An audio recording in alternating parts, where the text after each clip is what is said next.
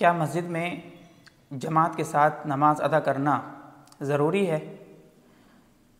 आम हालातों में मर्दों के लिए तो ज़रूरी है कि वो मस्जिद में जाकर के जमात के साथ नमाज अदा करें, इसलिए कि इब्न माजा में हदीस है, अल्लाह के रसूल सल्लल्लाहु अलैहि वसल्लम ने फरमाया,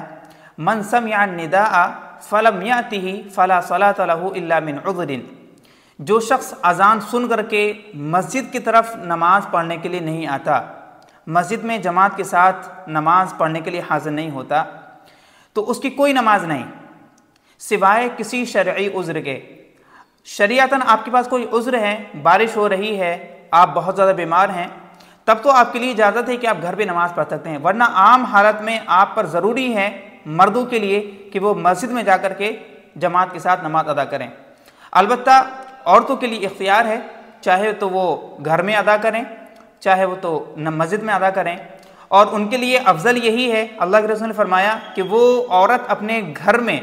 और घर में भी सहन से अफजल है कि वो अपने कमरे के अंदर, और कमरे से भी अफजल है कि वो अपनी कोठी के अंदर जाकर के नमाज पढ़े। यानी औरत जितनी ज़्यादा पोशीदा हालत में नमाज पढ़ सकती है वो नमाज पढ़े,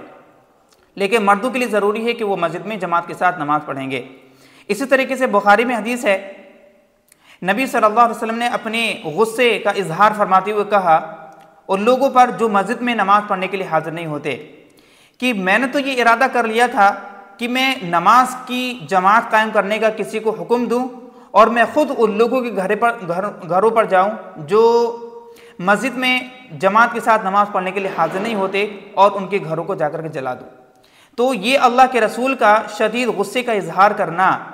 और एक वईद के तौर पर ये इजहार करना, इरादा फरमाना, ये इस बात की अलामत है कि मर्दों के लिए ज़रूरी है कि वो मस्जिद में आकर के